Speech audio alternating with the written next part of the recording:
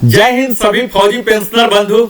मुझे उम्मीद है आपका पेंशन लगातार आ रहा होगा और आते रहना भी चाहिए, क्योंकि इसके लिए आपने अपने जीवन कुर्बान किया है। आज का दिन हम सबों के लिए बड़ा ही खुशखबरी लेके आया, ओआरओपी का धमाका। और आप इस श्रृंखला को निरंतर देख रहे हैं, मुझे यह पता लग रहा है बहुत ही अच्छा रिस्पॉन्स मिल रहा।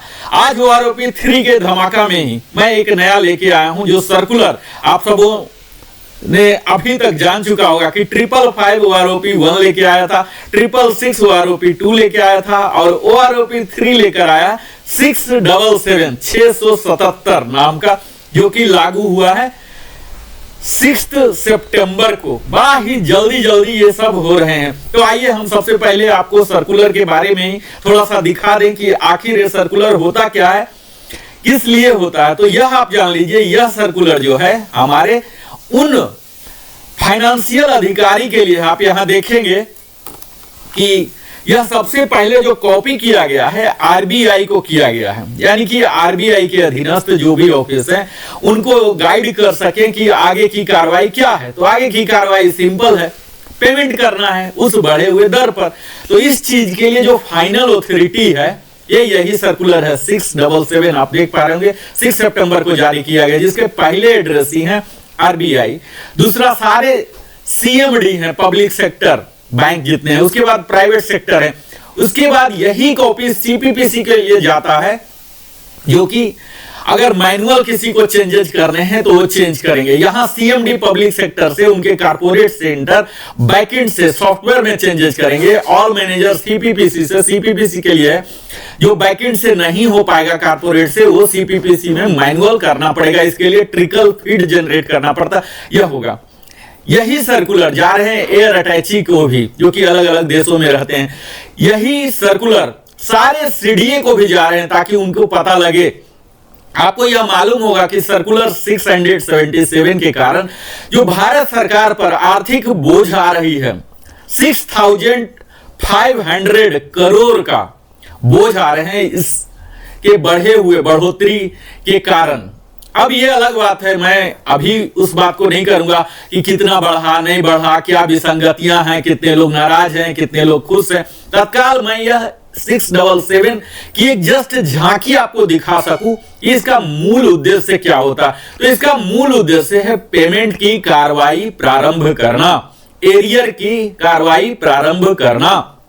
तो हम सब जान रहे हैं कि यह ओआरओपी 3 जो है लागू हुआ है 1 जुलाई 2024 से, यानी कि जुलाई महीना और अगस्त महीना 2 ही महीने हुए हैं। 99.99% सितंबर में बढ़ा हुआ पेंशन दर के द्वारा ही हमारा पेंशन होगा, यानी कि 2 ही महीने के एरियर आने की उम्मीद है। और जैसा हम सब जानते हैं, अभी तक हमारा डीए 50% है, जिसके 53% होने की कयास लगाई जा रही है। तो अगर 50% भी माना जाए तो मैं आगे के टेबल में आपको दिखाऊंगा कि कितना आपका मूल वृद्धि हुआ है आपके मूल पेंशन दर में। उदाहरण के तौर पर कह रहा हूं कि अगर 1000 रुपीज आपको बढ़ा हुआ दिख रहा पर मंथ, तो 2 महीने का हुआ और 50% डीए हुआ। यानी कि आप सिंपल फॉर्मूला रख लीजिए कि जो भी बढ़ा हुआ दर दिख रहा आपको, उसको 3 टाइम से मल्टीप्लाई कर दें। यह बड़ा ही सिंपल सा फॉर्मूला है। जो भी बढ़ा हुआ दर दिख रहा 3 से मल्टीप्लाई कर दें, वही आपके एडिशनल सितंबर माह में हो सकता है, बीच में भी हो सकता है कि सितंबर के पेंशन के साथ भी आएगा, जो कि आपको दिवाली दशहरा फेस्टिवल का है, इसमें मनाने में मदद करेगा। यहां आप देख पाएंगे कि यह सर्कुलर जो है 12 को एड्रेस किया गया है। इसमें सारी कुछ बातें वही हैं जो हमने ऑलरेडी कवर कर लिया है, और इसमें लगभग कुछ भी नया नहीं है एप्लीकेबिलिटी डेट के। इसके जो भी हैं ओआरओपी के कौन कौन से एप्लीकेबल हैं, कौन कौन से एप्लीकेबल नहीं हैं, डीएससी के लिए क्या होंगे, फैमिली पेंशन के लिए क्या होंगे, ये तमाम बातें यही सब हैं। इनके क्या मेथोडोलॉजी रहे हैं, डिसेबिलिटी के लिए कौन से टेबल हैं, तो एक जिस्ट आउट किया गया है, जो कि हम अपने अगले वीडियो में इसी श्रृंखला में, ओआरओपी का धमाका श्रृंखला में, इन सारे टेबल को, जो मुख्य टेबल हैं, आउट ऑफ 121 कोशिश करूंगा अधिकतम टेबल को एनालिसिस करके आप सबों के लिए बताऊं। आप लोग अगर चाहते हैं हमारे दर्शक चाहते हैं कि उस टेबल का पहले देखना चाहते हैं तो उसका मैं बताऊंगा, अदरवाइज मैं एक एक कर अधिकतम टेबल को जिसमें ज्यादा से ज्यादा लोग कवर है ये सबको मैं दिखाऊंगा। तो यहां जस्ट दिया गया है कि किस टेबल से किस टेबल तक क्या कवर करता है। आप यहां देखेंगे कि यही OROP का जो सर्कुलर है ये और किन्हें किन्हें जा रहा, तो यह तो है हमारे। यहां आप नीचे देखेंगे जस्ट फॉर इंफॉर्मेशन, इन जो नीचे के लोग हैं इन्हें सिर्फ इंफॉर्मेशन के लिए दिया गया है, इन्हें कुछ करना नहीं है, जस्ट मालूम होना चाहिए। इसमें अधिकतम PCDA के ही हैं, CDA के हैं, जो ऑडिटिंग अथॉरिटी हैं, रिकॉर्ड ऑफिस है, इन लोगों को कुछ ज्यादा करना नहीं होता, लेकिन मालूम होना चाहिए कि हमारे यहां से जो रिटायर हो रहे हैं इनका कितना पेंशन होता है, ये सब जानने के लिए यहां देख रहे हैं सबको दिया गया है। मुख्यतः यह जो आदेश है यह आदेश लागू हो रहा है इन सभी बॉडी पर जो कि करने वाले हैं फॉर एक्शन। ये 12 एड्रेसी जो हैं एक्शन, मुख्यतः इसमें अब चूंकि स्पर्श ही हो गया है, खुद ही है, उसके लिए लागू हो जाएंगे। और CMD PSB के जो हैं इनके लिए है, तो अब स्पर्श को भी आदेश जा चुका जो कि PCDA के इंटरनल बॉडी ही है, वो भी इस पर काम करना शुरू कर दिए हैं। अब मैं आता हूं इससे आगे, जो इसके पीछे वाला लेटर था आप देखे होंगे, DSW का लेटर, जिसके आधार पर ही जो कि MOD का एक ऑथोरिटी था, उसी ऑथोरिटी वाले लेटर में जो कि 4 सितंबर को जारी, जस्ट 2 दिन पहले जारी किया गया था। यह आप देख लीजिए अंतर सर्कुलर में कई लोग इस गवर्नमेंट ऑफ इंडिया का MOD के लेटर को ही लेके बैंक में पहुंच जाते हैं कि मेरा ऐसा हो जाना चाहिए। यहां एक बारीकी सी चीज को देखना है कि ये देखिए 2 किसका है, chief of the defence staff, chief of the army staff, chief of the navy staff, chief of the air staff, यानी कि ये MOD का जो लेटर है इंटरनल लेटर है, इसमें कोई एक्सटर्नल बॉडी नहीं है, कोई भी पेमेंट इसके आधार पर नहीं किया जा सकता। ये उन्हें दिखाया जा रहा, बताया जा रहा है, एक आदेश MOD ने जारी कर दिया जो कि यह टेबल या यह लेटर को, पेंशन पॉलिसी लेटर, उन सबों के ही रिप्रेजेंटेटिव के द्वारा, इन लोग के ही वेटिंग के बाद ही ये बना है।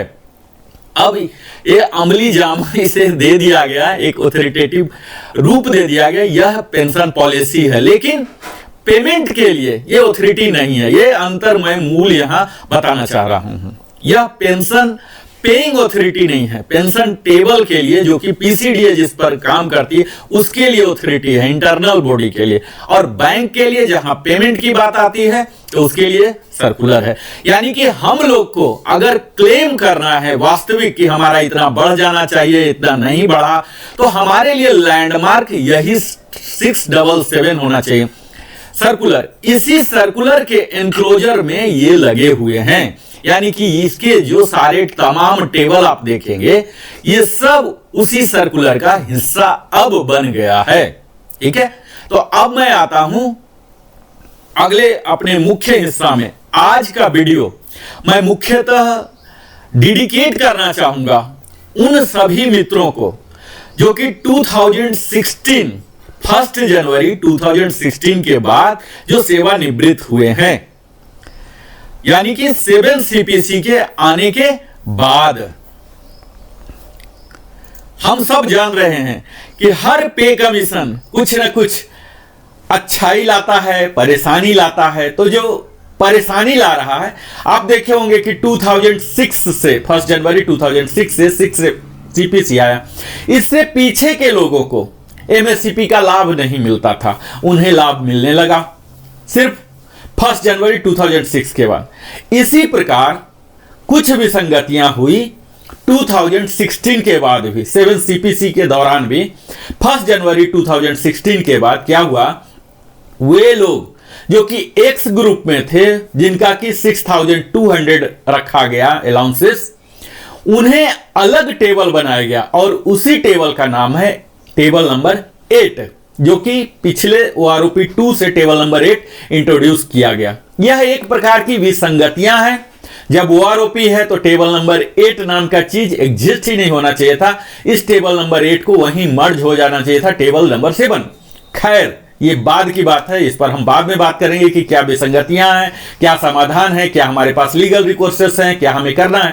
तत्काल मैं एक जस्ट रिकैप करके दिखाऊंगा और मूलतः इस वीडियो को मैं केंद्रित रखना चाहूंगा टेबल नंबर 8 पर, जहां की पूरे रैंक वाइज मैं यह दिखाने का प्रयास करूंगा कि OROP 2 में उन्हें क्या मिल रहा था, OROP 3 में क्या मिलेगा और मुख्य अंतर क्या है, कहां निगेटिव है, कहां कोई एनोमली है। इस पर मैं अपना वीडियो केंद्रित रखना चाहूंगा। इससे पहले जस्ट 2 मिनट में क्विक रिकैप कर लूं। मैं हर वीडियो में बताते रहा हूं OROP के बारे में, माइलस्टोन के बारे में, इसके सैरियल बेनिफिट्स के बारे में।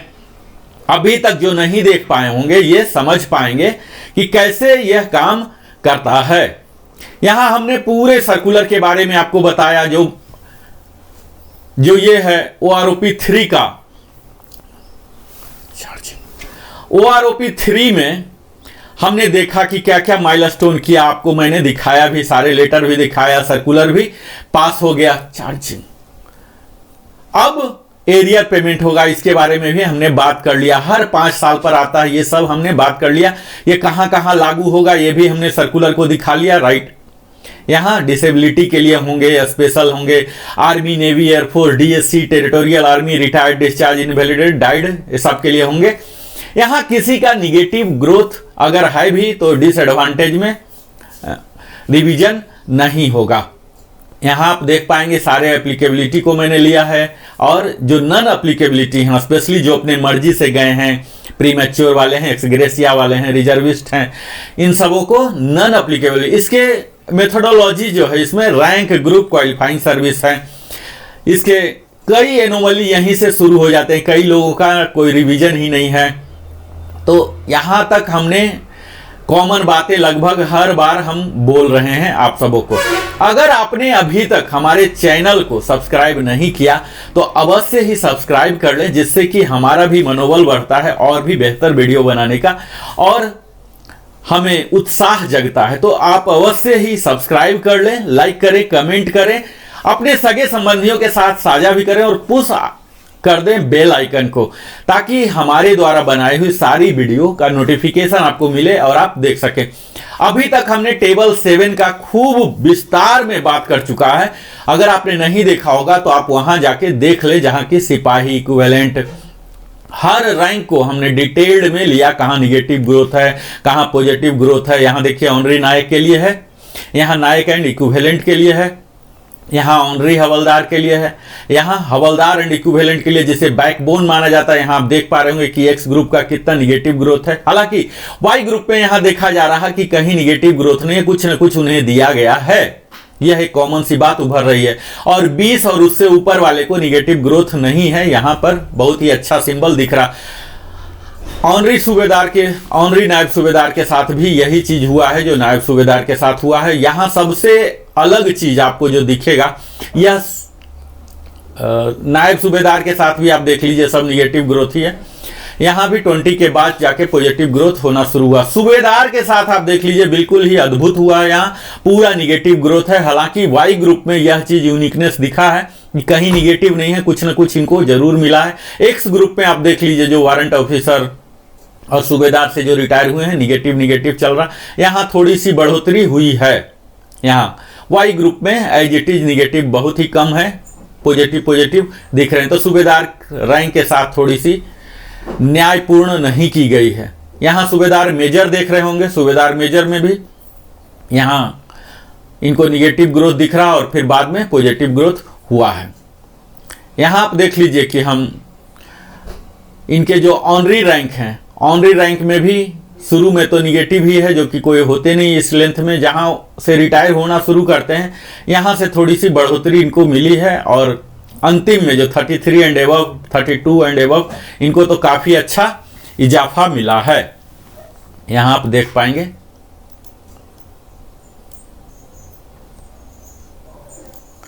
आप यहां देख पाएंगे कि किस प्रकार का चेंजेज आए हैं। यहां आप देख पाएंगे, थोड़ा ही है लेकिन है।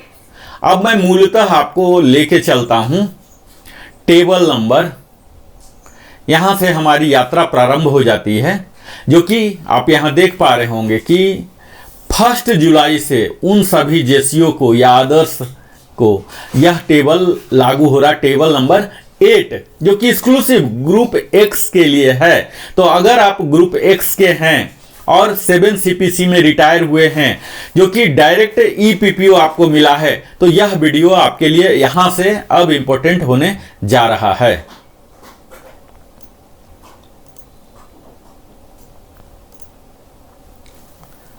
यहां देख लीजिए कि जो 7 CPC में रिटायर होने वाले जो सिपाही एंड इक्विवेलेंट हैं 6 महीने से हैं, तो इनका 1300 डिफरेंस आया है। काफी अच्छा, यहां पूरा टेबल 8 में काफी अच्छा इजाफा है। यहां आप देख पाएंगे इस टेबल, पहला टेबल जो 10 साल से कम वाले हैं जो मेडिकल बोर्ड आउट होते हैं, इसी कैटेगरी में ये लोग रहेंगे। यहां बड़े ही कम ही होते हैं, इसलिए मैं ज्यादा ये नहीं दे रहा हूं ध्यान। आप यहां देखें कि किस प्रकार थोड़ी सी बढ़ोतरी हो रही है। लेकिन यहीं आप जब क्वालिफाइंग सर्विस ज़्यादा बढ़ रहे हैं, जो सिपाही रैंक का यूजुअली नेवी में 15 ईयर्स में जाते हैं 225 हो रहे हैं, और उसके बाद एक बढ़ोतरी अच्छा खासा है 20 ईयर्स पर जो सिपाही रैंक में ही है। हालांकि ऐसा बहुत ही कम होगा, फिर भी 20 ईयर्स में 1050 का बढ़ावा हो रहा। और 20 के ऊपर वाला जो कि बिल्कुल नगण्य ही मात्रा में होंगे ऐसा, तो 2009 का डिफरेंस हो रहे हैं। अगला रैंक है ऑनरी नायक। ऑनरी नायक में भी आप देख पाएंगे कि 6 मंथ्स के लिए 1300 हैं। इसके बाद सब में कुछ कुछ बढ़ोतरी हो रही है, पॉजिटिव ग्रोथ है टेबल नंबर 8 में। इसके बाद आप पिछले टेबल की तरह ही देखेंगे, कहीं निगेटिव है कहीं पॉजिटिव है। 20 के बाद 20 में 1050 हो रहे हैं, ग्रोथ अच्छा खासा है। आप अगर इस ब्रैकेट में फॉल हो रहे हैं तो मुझे आपसे आग्रह यही है कि आप इस टेबल का स्नैपशॉट ले लें, ताकि आप खूब आराम से अपने क्वालिफाइंग सर्विस में क्या रेट आ रहा है यह देख लें। क्वालिफाइंग सर्विस हर वीडियो में मैं बताता हूं कि यहाँ राउंडिंग ऑफ किया गया है 6-6 महीने के स्लॉट में, लेकिन कोई जरूरी नहीं होता कि 6-6 महीने में ही आप आएंगे। कई का 3 महीना रहेगा, तो अगर 3 महीना स्पिल ओवर हुआ, यानी कि उदाहरण यहां ले लीजिए 11 ईयर्स 3 मंथ हुए हैं, तो आपको 11 में ही रखा जाएगा। लेकिन 11 ईयर्स 3 मंथ्स 1 डे हुआ है, तो आपको 11.5 में चले जाएंगे। इसी प्रकार अगर आपके 10 ईयर्स 9 मंथ्स 1 डे हुए हैं, तो आपको 11 में आ जाएंगे। तो इस तरह से इसका फिलॉसफी होता है rounding off qualifying service. Honorary Naik में भी आप देख पाएंगे कि 20 ईयर्स में 1050 रुपीज का इजाफा हो रहा है, और 20 के ऊपर में फिर से वही ट्रिक किया गया है, 2009 का इंक्रीज दे दिया गया है। अगला है नायक एंड इक्विवेलेंट, जिसमें काफी लोग रिटायर होते हैं। आप यहां देखेंगे इनके लिए काफी कुछ दिया गया है। यहां आप देखिए इनके लिए काफी कुछ दिया गया है। 6 महीने से ही इनको 1300 जो नायक जाते हैं 10 ईयर्स तक भी जा रहे हैं, तो इन्हें अच्छा खासा इजाफा मिल रहा है। यही चीज 10 से ऊपर वाले अधिकतम जाते हैं। यहां थोड़ा सा दुख ही करने वाला है कि अगर कोई नायक 15 में जा रहे हैं तो 1308 का डिक्रीज हो रहा है, यानी कि इनको एडवांटेज नहीं मिल रहा। 17 तक यूजुअली ये नायक जाते हैं, तो यहाँ निगेटिव हो रहा, कुछ भी नहीं मिल रहा 7 CPC वाले को। तो यहाँ आप देख पाएंगे 20 ईयर्स में भी जा रहे हैं तो मात्र 707 रुपीज का इजाफा हुआ है। इसके ऊपर बहुत ही कम जाने वाले होंगे, और इस टेबल बनाने वाले को भी मालूम है कि 22 के बाद कोई नायक नहीं रहेगा, वो हवलदार बन ही जाएगा या ऑनरी बन जाएगा। तो यहाँ 22 के बाद अंधाधुन वैल्यू इन्होंने दिया है 2657 टेबल 8 में, जो कि 28 मैक्सिमम है, यहां तक जा रहा है।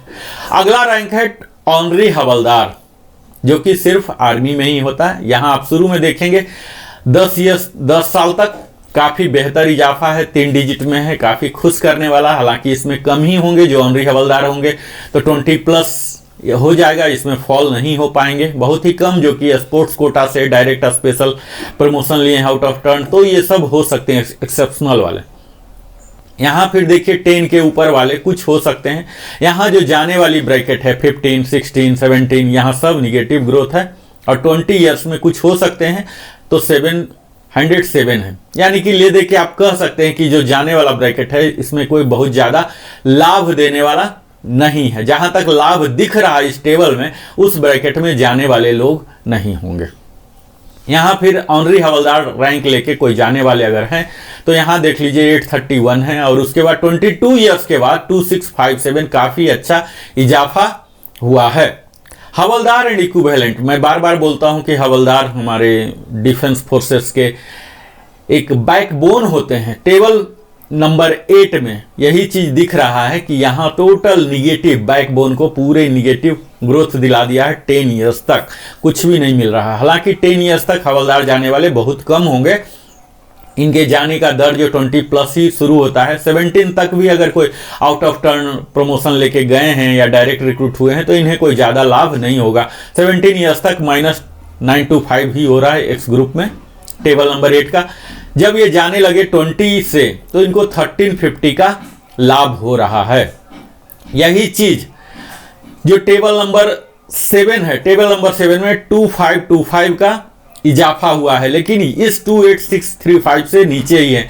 मैं अगला वीडियो बना रहा हूं जिसमें कि टेबल नंबर 8 का ही कंपैरिजन करके दिखाऊंगा, टेबल नंबर 8 और टेबल नंबर 7। यहां आप देख लीजिए मित्रों कि विसंगतियां का मुख्य कारण यहां ओआरओपी में यह भी हो रहा। आप यहां देखिए कि 20 ईयर्स में है ये 20 ईयर्स के कई सार्जेंट ऐसे हो सकते हैं जो सार्जेंट उन्होंने 10 ईयर्स में बन गया, 11 में बने, 12 में बने, 13 में बने, 15 में बने। जस्ट एग्जांपल के लिए बोल रहा हूं।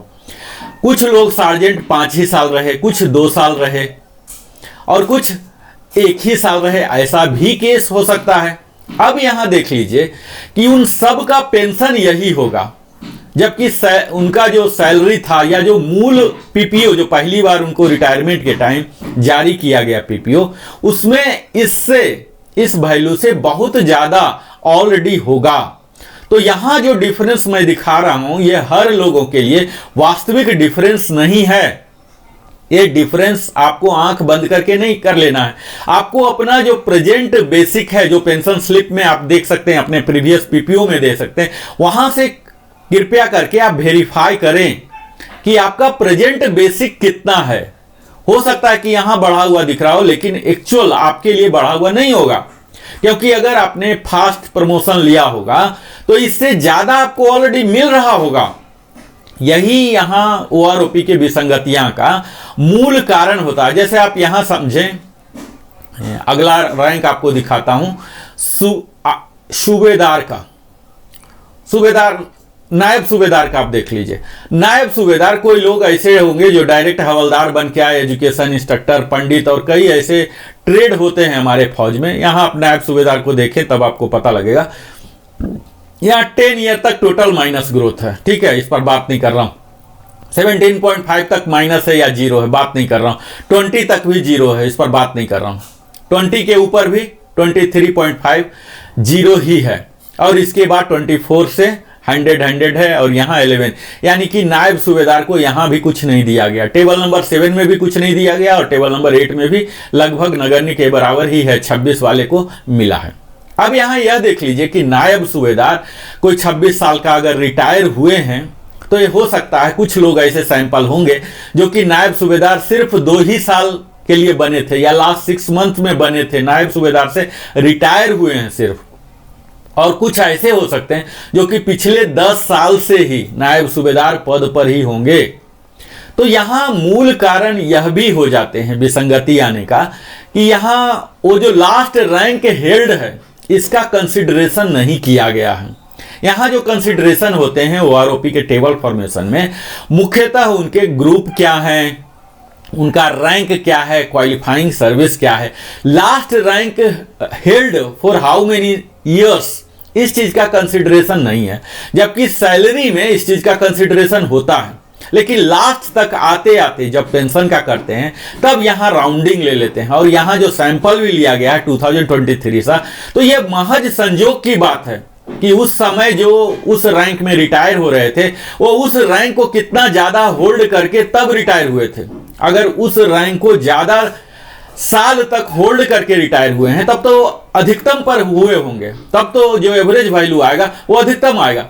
लेकिन उस साल अगर कम से कम पर ही वैल्यू लेके ही रिटायर होने वाले ज्यादा संख्या रहे हैं तो उनका एवरेज भी डाउन हो जाएगा।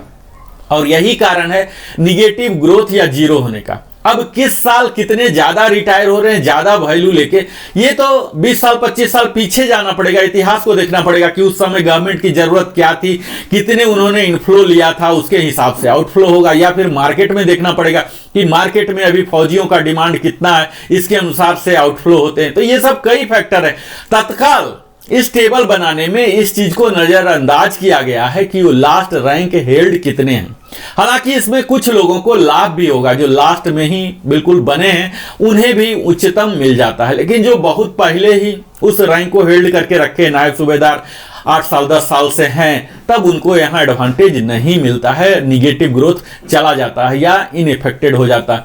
तो यहाँ कोई ना कोई हमारी अथॉरिटी को इस तरह का फॉर्मुलेट करना चाहिए जिससे कि यह चीज हो कि सबको लाभ हो और एक रेशनलाइज तरीके से हो। ऐसा नहीं हो कि किसी को मिल गया और किसी को नहीं मिला, सबको मिलना चाहिए। इस तरह का कोई फार्मूला उन्हें डिराइव करना चाहिए। हमारा तो सजेशन यही है कि जो पैरामीटर्स अभी लिए गए हैं, जो इंडेक्स लिए गए हैं, इस इंडेक्स में रैंक हेल्ड को भी इंक्लूड किया जाए। मिनिमम उस रैंक का इतना बढ़ोतरी हो, यानी कि सिंपल सी बात है कि 3-3% तो बढ़ ही रहे हैं, तो 3-3% हर साल बढ़ रहे हैं, तो 5 साल में है तो 15%, तो 7.5% तो मिनिमम सब में बढ़ोतरी होना ही चाहिए। तो ये फार्मूला लेके चलें तो शायद इतनी विसंगतियां ना हो। सूबेदार रैंक का यहां भी देख लीजिए, जैसा टेबल 7 में हमने देखा, यही चीज क्लियर दिख रहा कि 10 साल तक बिल्कुल निगेटिव ग्रोथ, इतना ज्यादा निगेटिव ग्रोथ दिख रहा है।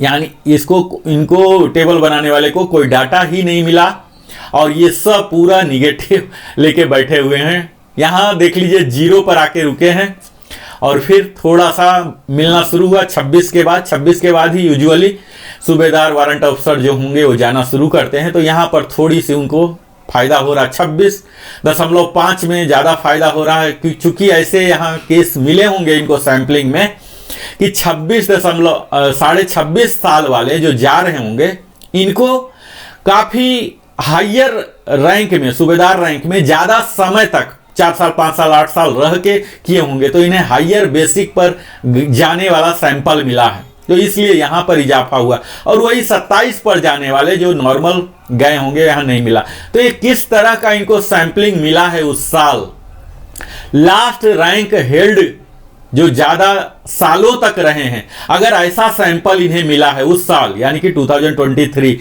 तो उनका बढ़ गया। यही इसके पीछे लॉजिक दिख रहा कि कहीं 0 हो रहा, जो कि ऐसा नहीं होना चाहिए। इनका पॉलिसी टेबल फॉर्मेशन में ऐसा होना चाहिए कि सबको इतना मिनिमम होना ही चाहिए। अब यहां देख लीजिए कि 25 साल वाले का कुछ भी नहीं हो रहा, यहां निगेटिव हो रहा, और 26 में वही जाके 8 हो रहा। तो 22.5 से लेके 25.5 तक कुछ भी नहीं मिल रहा और 26 में जाके 800 रुपया मिला है। तो ये सब विसंगतियां हैं जो कि क्लियर कट सूबेदार में बहुत ही ज्यादा इंपैक्ट कर रहा है, निगेटिव इंपैक्ट आ रहा है। इसी प्रकार सूबेदार मेजर में आप देख लीजिए कि इसमें जो हम देख पा रहे हैं अधिकतम है इनका, सारे निगेटिव ही आपको लग रहा है। यहां 10 साल तक निगेटिव ही दिख रहा। हालांकि 10 साल में कोई सूबेदार मेजर बन के नहीं जाएंगे, कोई एजुकेशन इंस्ट्रक्टर या डायरेक्ट हवलदार से या जेसीओ से हुए हो सकते हैं और मेडिकल बोर्ड आउट हो जाएं, तब अलग बात है। 20 तक भी यहाँ पूरा निगेटिव, इतना भयंकर निगेटिव इनको मिल रहा है, यानी कि सैंपल ही इनको नहीं मिला है। सैंपल नहीं मिलने की वजह से इनका एवरेज खराब हुआ। एक आध कोई सैंपल मेडिकल वाला मिला होगा जिसका कि बहुत ही लो रहा, क्योंकि कम लेंथ ऑफ सर्विस में जब आउट हो रहा तो उसका बेसिक भी कम ही होगा, तो कम वाले के कारण ये पूरा निगेटिव चला गया। तो ये एक विसंगति पूर्ण है। इसी तरह से आप देखेंगे सूबेदार मेजर का यहाँ 20 से ऊपर वाला है, जो कि एक्चुअल यहाँ पर सारे निगेटिव ही दिख रहे हैं आपको। यहाँ आप देखिए पूरा निगेटिव, पॉजिटिव वैल्यू 26 से शुरू हुआ है, जो कि यहां से जाना शुरू ऑलमोस्ट करेंगे। टेबल नंबर 8 में आप देखेंगे कि सूबेदार मेजर को यहां से 1000 मिलना शुरू हुआ है। 26 के बाद ही यूजुअली एसएम बनेंगे, एमडब्ल्यू बनेंगे। इतना अभी तो एमडब्ल्यू के लिए 30 इयर्स क्वालिफाइंग सर्विस है, तो 30 के बाद ही बनेंगे ही और उसके बाद ही जाएंगे, 31 में जाएंगे। तो वहां जब वो जाना शुरू होंगे तो उन्हें एक मिल रहा 1000 रुपीज एटलीस्ट मिल रहा है। यहाँ भी आप देख लीजिए कि 1000 रुपीज इन्हें मिल रहा है। लास्ट में जब सूबेदार मेजर ये सबको काफ़ी अच्छा मिला है, 33 एंड एबव को तो 46300 जो HFO का है यही दे दिया गया है। यहाँ सूबेदार मेजर का आप देख पाएंगे। ACP वाले का भी इसी तरह से फर्स्ट जो 10 ईयर्स तक पूरा निगेटिव है, अगला भी 20 ईयर्स तक निगेटिव है। यहाँ फिर से पॉजिटिव 26 साल के बाद ही होना शुरू हुआ है। सेम जो सूबेदार मेजर का है वही ACP 1 में भी है। तो इस प्रकार का यहाँ आप देख पाएंगे ये सारे टेबल। अब आपने इसमें जिनको भी टेबल नंबर 8 में कोई डाउट है, कुछ पूछना है, कुछ बताना है, तो वो हमारे कमेंट सेक्शन का यूज करें। अगर आपको कोई अपने क्वालिफाइंग सर्विस का डाउट है तो आप पूछ सकते हैं। और एरियर की बात जहां हम बार बार ही बोल रहे हैं कि एरियर आपको सितंबर महीना में आ जाएगा। जो भी यहां बढ़ा हुआ दिख रहा है उसको 3 टाइम्स आप कर दीजिए, यही आपका बढ़ा हुआ एरियर आएगा। आप हमारे साथ निरंतर बने रहते हैं। आप जिस कैटेगरी में फॉल हो रहे हैं इस टेबल को आप ये कर लीजिए। यहां पर आप स्नैपशॉट ले सकते हैं। दिल की गहराइयों से बहुत बहुत धन्यवाद आप सबों का, क्योंकि आप अपने जीवन का बहुमूल्य समय देते हैं हमारे साथ। और यहाँ मैं आपको अगर समराइज करूँ तो हमने अभी तक जो वीडियो में देखा, आपने देखा होगा कि तो आज के वीडियो में हमने यह देखा कि किस प्रकार का लाभ आपको मिला है और इसकी क्या ऑथोरिटी है। सर्कुलर नंबर 677 जारी हो गया 6 सितंबर 24 को, जो कि हमारे लिए सचमुच एक धमाका का रूप लेके आया है। ये किन्हीं किन्हीं जारी हुआ है। सर्कुलर का नंबर, सर्कुलर का मतलब क्या हुआ, ये कहाँ कहाँ जाता है, ये जस्ट एक कवरिंग लेटर है, ऑथोरिटी है। जो पेमेंट करेंगे, जो फाइनेंशियल ऑथोरिटी है, उनके लिए एक आदेश है, चाहे वो स्पर्श हो या डिफरेंट पीडीए हो, चाहे हमारे ट्रेजरी हो, डीपीडीओ हो, पोस्ट ऑफिस हो, बैंक्स हो, सब के लिए एक महज आदेश है। इस आदेश जारी होने के बाद वो लोग अपना कार्रवाई प्रारंभ कर देते हैं। और ये सब जो ऑथोरिटी है 36 कॉपी जो स्पेयर कॉपी भी है, ये सब इनके लिए इंफॉर्मेशन के लिए है कि इनको पता होना चाहिए कि हमारे यहाँ जो काम करते हैं उनका क्या है। और ये सब जो ऑडिटर हैं, ऑडिटर को पता होना चाहिए, तब जाके वहां जाके ऑडिट करेंगे, है ना। यहाँ देख लीजिए लिखा हुआ 29 ऑफिसर ICS स्पर्श, इनके लिए स्पेशल इंस्ट्रक्शन है फॉर सुटेबल अमेंडमेंट इन स्पर्श प्रोग्राम, यानी कि TCS के द्वारा जो बनाया हुआ स्पर्श प्रोग्राम है उसमें चेंजिंग ऑलरेडी प्रारंभ हो चुके हैं। तो हम कयास लगा सकते हैं कि यथाशीघ्र हमारे बढ़े हुए मात्रा का 3 टाइम्स एरियर आ जाएंगे और सितंबर महीना से हमारा बढ़ा हुआ आ जाएगा। इसी के साथ हमने पेंशन पॉलिसी भी देखा कि पेंशन पॉलिसी किस प्रकार सर्कुलर का रूप लेता है, जो कि इंटरनल है। हमें इस पेंशन पॉलिसी लेटर को लेके कहीं बैंक या किसी PDA के पास, पेंशन डिस्बर्सिंग एजेंसी के पास नहीं जाना कि हमारा इस टेबल से होना है। अगर हमें जाना है तो सर्कुलर को लेके जाना है। यहां आप देख पाएंगे कि यह 265 पेजेस के जहां 121 टेबल है, जिसे मैं बारी बारी करके एनालाइज करके आप सबों को दिखाने जा रहा हूं। तो आज तक हमने काफी कुछ कवर किया और उम्मीद है आप हमारे साथ इसी प्रकार जुड़े रहेंगे। और भी मैं कई तरह की नई आपके लिए लाता रहूंगा और आपको सुदृढ़ करते रहूंगा। बहुत बहुत धन्यवाद, बहुत बहुत धन्यवाद। फिर मिलता हूं अगले वीडियो में, तब तक जय हिंद।